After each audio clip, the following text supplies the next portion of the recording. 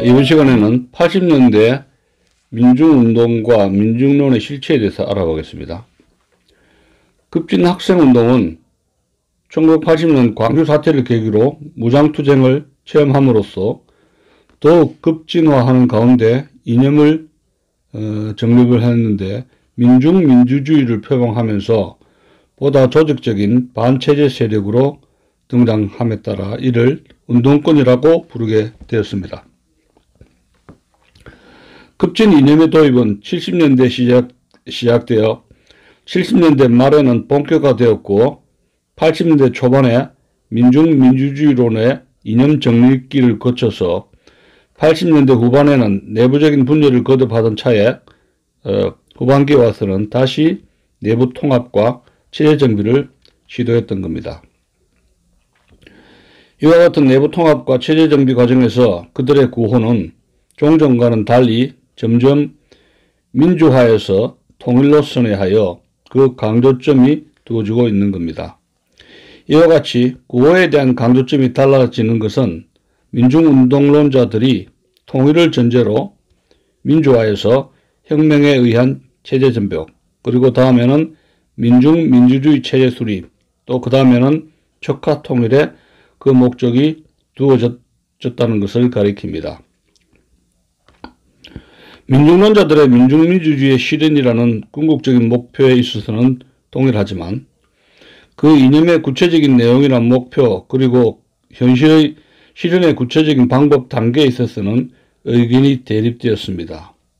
때문에 그들은 사적 유물론의 신봉에서는 동일하지만 남한사회의 구성체, 남한사회의 모순구조, 사회변혁의 주체, 사회변혁, 혁명의 단계, 그리고 사회변혁의 전략 전술 등에 있어서 의견이 대립되어 왔던 겁니다. 급진 세력은 대학가를 성장의 모체로 하여 노동, 농촌, 종교, 교육, 출판, 문예 등 각 분야에 침투 확산되었습니다. 이런 가운데 1985년 삼민투 사건이 발생했습니다. 급진 학생운동의 본산적인 역할을 하던 삼민투가 경찰에 의해 적발되자 이것을 계기로 삼민투의 분화 개성으로서의 민민투와 자민투가 조직되고, 또 그것의 아래로서 민족 민중혁명 National People's Revolution파를 비롯하여 수많은 분파가 생겼습니다.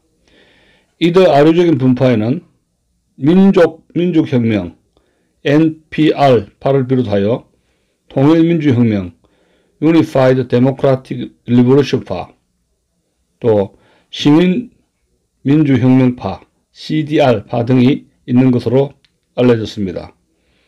따라서 여기서는 지민의 대학상 삼민투, 민민투, 자민투, 민중혁명파의 4개 분파를 중심으로 그 실체를 분석하고자 합니다. 그렇다면 먼저 이들이 인식의 출발점으로 공통적으로 인식하는 사적 유물론을 토대로 한국의 현대 민족사를 어떻게 해석하느냐를 검토해 보기로 합니다. 그렇다면 운동권들이 사관인 계급사관과 민중항쟁사를 살펴보겠습니다. 운동권 학생들의 사관을 가장 잘 나타내는 대표적인 유인물은 1985년 5월에 써진 광주 민중항쟁의 민중운동사적 조명이라는 글입니다.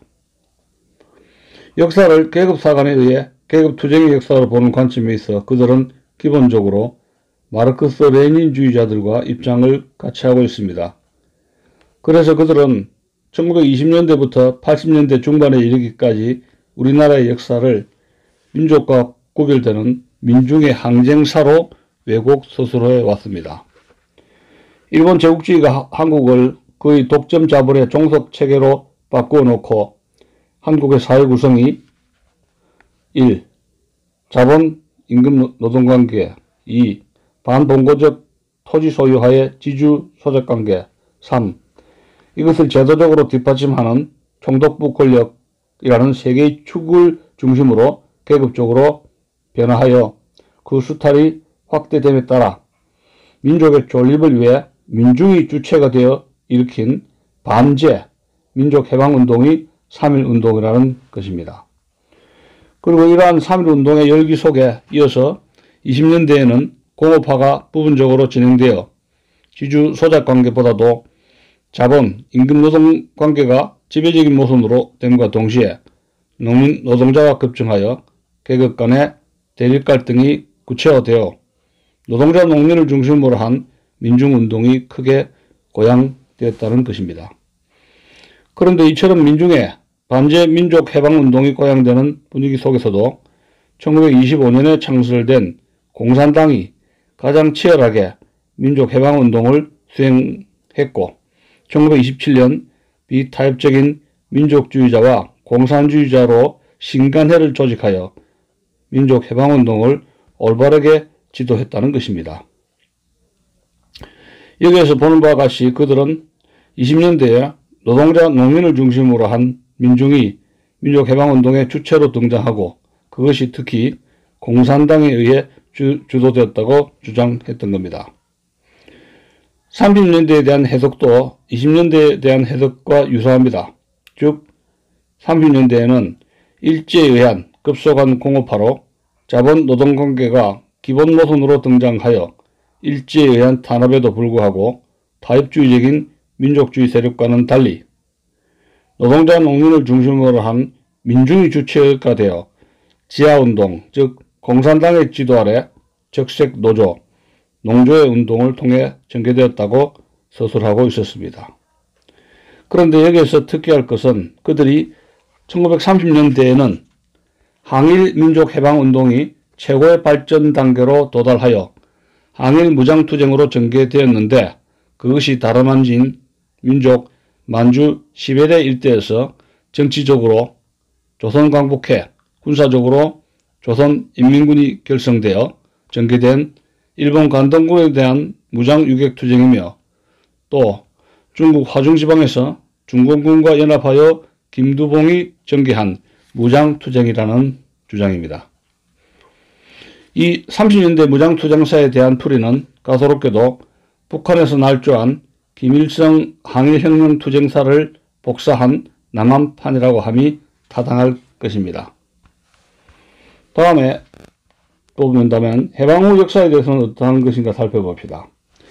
해방 당시의 남한의 정치 세력의 분석에 있어서 보수적 민족주의 세력은 일본 제국주의에 대해 타협적인 친일파 민족 반역자 집단으로 낙인 찍어 제외한 채 첫째로 민족주의 좌파 조선 공산당 계열, 둘째 민족주의 중도파, 그리고 셋째 민족주의 우파 세 가지로 분류하고 있습니다.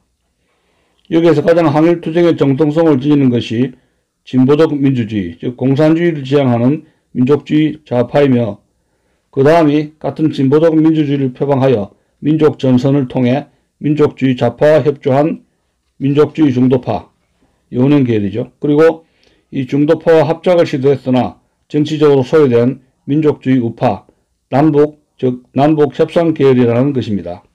때문에 민족해방투쟁의 전통을 이어받은 이를테면 정통성 있는 정치 세력은 세 가지입니다. 첫째로는 좌파인 조선공산당, 둘째로는 중도파인 건국준비위의 연행계열, 셋째로 우파인 안정계열인데 미 군정청은 일제와 타협적인 친일파, 민족반역자와 유착관계를 이루고 특히 48년 5월 10일 총선거에 의해 수립된 대한민국은 반봉건적 지주층과 일본 관료층을 일제의 관료층을 계급 기반으로 또 반공을 이데올로기로 하여 미국의 반공 친미정권 수립의 요구에 부합하여 수립된 것이므로 정통성이 없다고 그들은 말하고 있는 것입니다.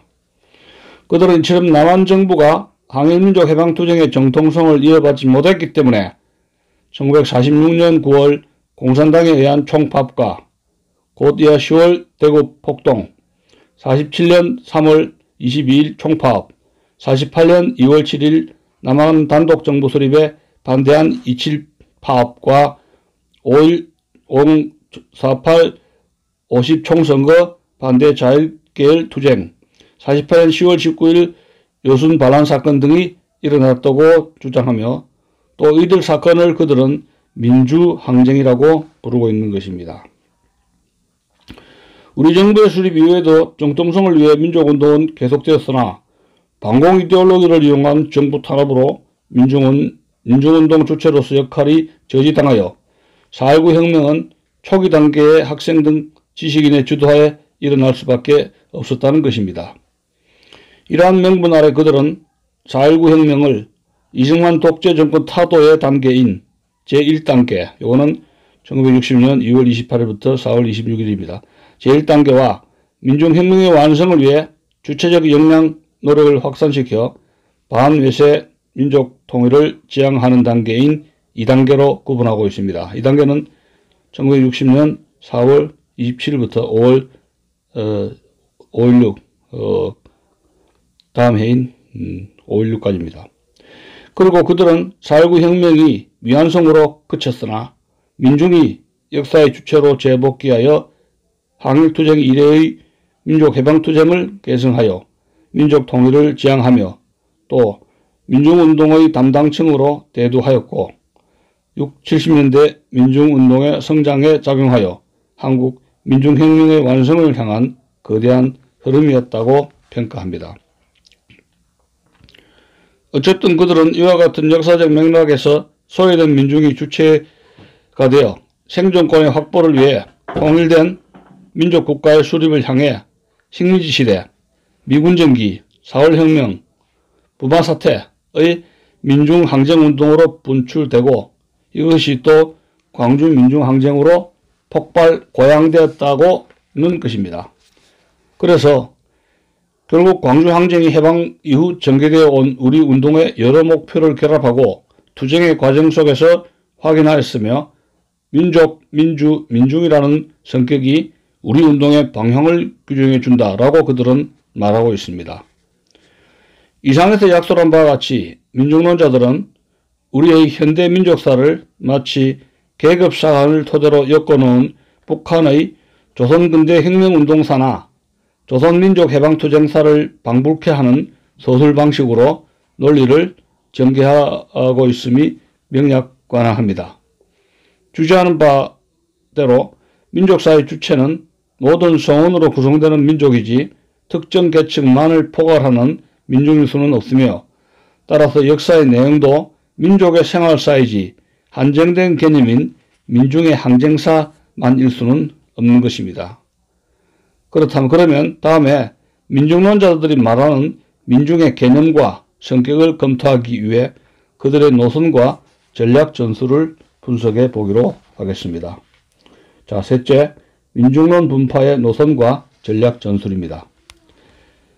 1985년 3월 삼민투의 조직이 적발되어 와해된 후 그것을 계승, 민민투라는 것은 반제 반파쇼 민족민주투쟁위원회입니다.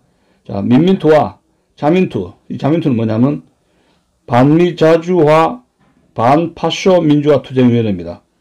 민민투와 자민투로 분파작용하는 과정에서 기타 민족민중혁명파 NPR파입니다. 통일민주주의혁명파 UDR파 그리고 시민민주주의혁명파 CDR파 등이 또한 파생되었습니다. 그러나 여기에선 편의상 민중운동권에 모처였던 삼민투를 비롯하여 민민투, 자민투, 민중혁명파의 노선과 전략 전술을 중심으로 그들이 의미하는 민중의 본질적인 성격을 규명해 보고자 합니다. 삼민투의 노선과 전략 전술 혁명 모델의 운영입니다. 자, 삼민투 민중투쟁위원회는 85년 3월 서울대에서 처음 조직된 이후 성균관대학, 연세대학 그리고 기타 대학의 손으로 확산되어 갔는데 그 주요 유인물은 다음과 같습니다. 첫 번째는 민중민주주의 민족해방운동의 기본 개념을 정립하자. 1980년 나왔죠. 주요 유인물입니다. 깃발 84년 또 85년에 한반도 위기 상황과 민족통일 또 그 해에 1985년인 광주민중항쟁의 민중운동사적 조명 또 그 해에 일보 전진, 또 1985년 삼민 등이 있습니다. 삼민틀은 사회 구동 측면에서 한국 사회를 미일에 의한 예속 국가 독점 자본주의 사회로 규정하고, 따라서 대한민국 정부를 미일에 의존한 대소 전진 기지로서의 종속 파시즘이라고 매도를 합니다. 이처럼 한국 사회 및 한국 정부의 성격을 일방적으로 규정하고 그 개념적 토대 위에서 1953년 이후에 남한의 민족운동은 반제, 반매판 독점 자본, 민주주의 민족혁명운동으로 규정되어야 한다고 주장합니다. 그들은 1945년 이전에 한국의 근대 민족운동을 반제, 반봉건, 부르주아 민주주의 혁명운동으로 규정하면서도 1953년 이후에 한국의 민족운동은 그간의 봉건잔재가 사실상 소멸되고 독점 자본이 침투하여 매판 독점 자본에 억압하여 있었기 때문에 반제, 반매판 독점 자본, 민주주의 민족해방운동으로 규정되어야 한다고 주장합니다. 그들이 민주주의, 민족혁명, 즉 삼민주의를 이념으로 표방하기 때문에, 삼민주의라는 것은 민족입니다. 예. 삼민주의를 이념으로 표방하기 때문에 그들의 반정부 혁명 투쟁은 산반적인 파쇼 정권을 타도하여 삼민주의를 실현하기 위한 것이라고 주장합니다. 예속국가 독점 자본주의의 남한에서는 기본 모순이 남한 민중과 제국주의 사이의 외적 모순이며, 이것의 표현으로서 국가 독점 자본과 민중 사이의 내적 모순이 주요 모순이며, 이 모순을 해소하기 위한 것이 민족혁명이라는 것입니다.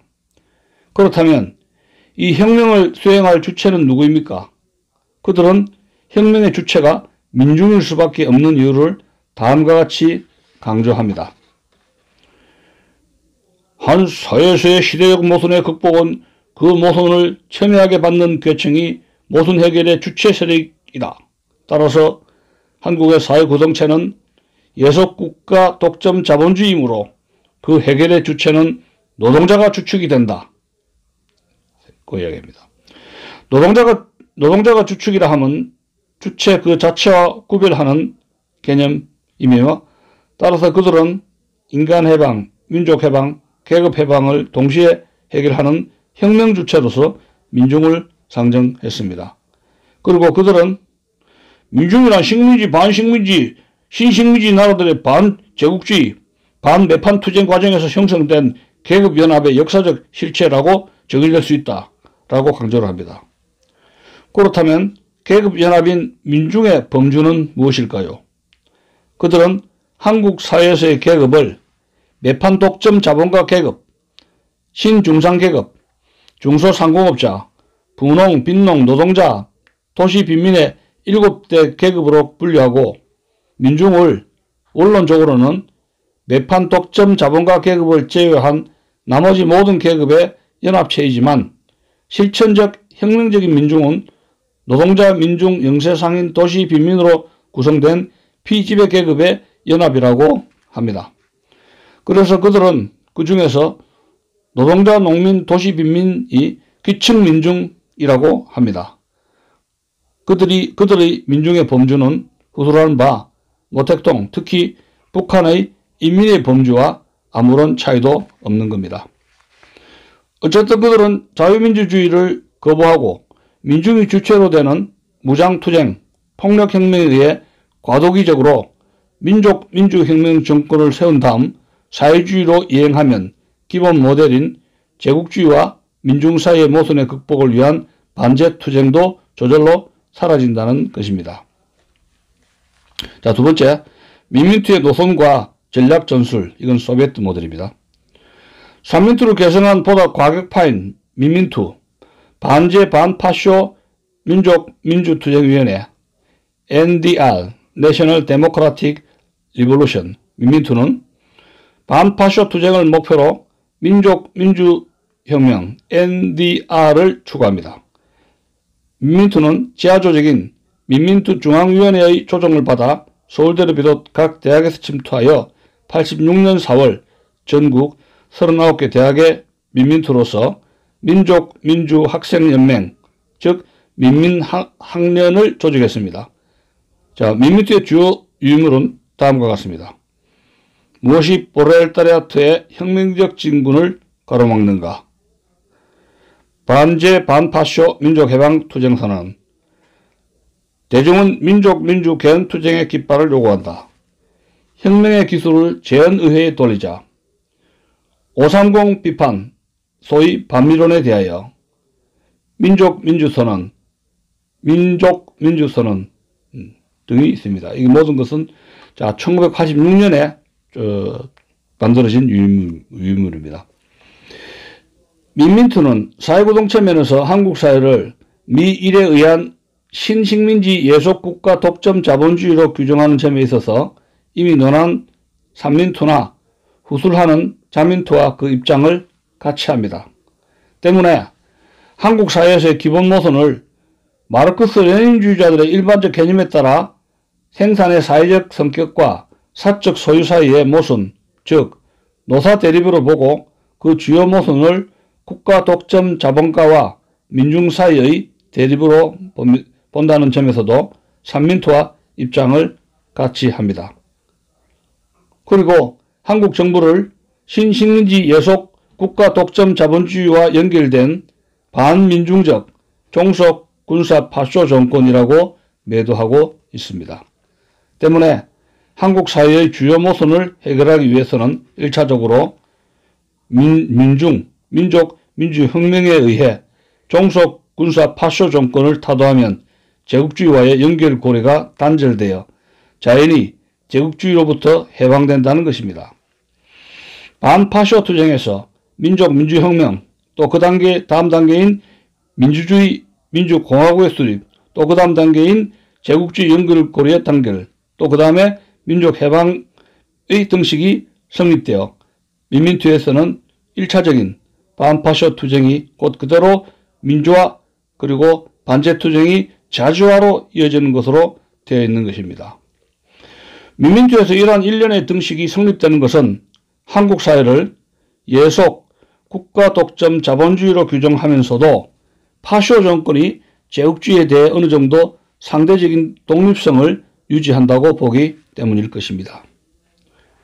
그리고 민민투는 혁명을 위해 프롤레타리아트의 계급투쟁과 필요성을 강조하면서도 그들의 계급의식의 자각이 스스로를 조직화하기에는 불충분하기 때문에 민중혁명 아닌 프롤레타리아 혁명을 강조하는 것은 시대착오적인 기회주의자들의 극자 모험주의라고 비난합니다. 이처럼 그들은 프롤레타리아트의 조직화가 성숙되어 있지 않다는 점을 지적하면서 레닌의 민족해방투쟁 전술을 답습하여 부르주아지와의 제휴의 불가피성을 강조하고 그것의 표현이 바로 제헌의회 소집의 요구라고 하여 전략 전술적으로 정당화하고 있는 겁니다. 여기 민민투의 범국민연합적이며 민중연대적인 무장공기를 위한 민족민주통일전선의 내용과 혁명의 주체인 민중의 범주가 설정이 됩니다. 즉 프롤레타리아트가 주력군으로 그 지도하에 빈농, 도시빈민, 진보적 청년 학생 등과 동맹하고 급진자유주의적 부르주아지와 제휴하여 민족민주통일전선을 구축하여 보수 자유주의적 부르주아지를 고립시키고 파시즘 정권을 타도한다는 것입니다. 여기서 보는 바 민중의 범주는 노동자 빈민, 도시 빈민, 진보적 청년 학생 등입니다. 이리하여 민민투는 민중을 주체로 선 파쇼 정권 타도, 후 제국주의 타도, 그 다음 민주공화국, 즉 민중연합정권, 그 다음에 사회주의 실현이라는 전략 목표를 추구하게 되는 것입니다. 그러니까 민주화, 자주화, 민중연합정권 이렇게 되는 거죠. 자, 민민투는 대외적으로 반제민족혁명과 대내적으로는 반파쇼 민주화혁명이라는 2단계 혁명을 동시에 추구한다는 점에서 급진성을 띠며 마치 소련에서 볼셰비키들이 부르주아 민주주의 혁명이 먼저 수행된 다음 볼셰비키 혁명만을 수행하는 모델을 방불케 하여 다른 분파와의 상대적인 차이에서 민민투의 혁명 모델이 소비에트 모델이라고 규정하게 되는 것입니다.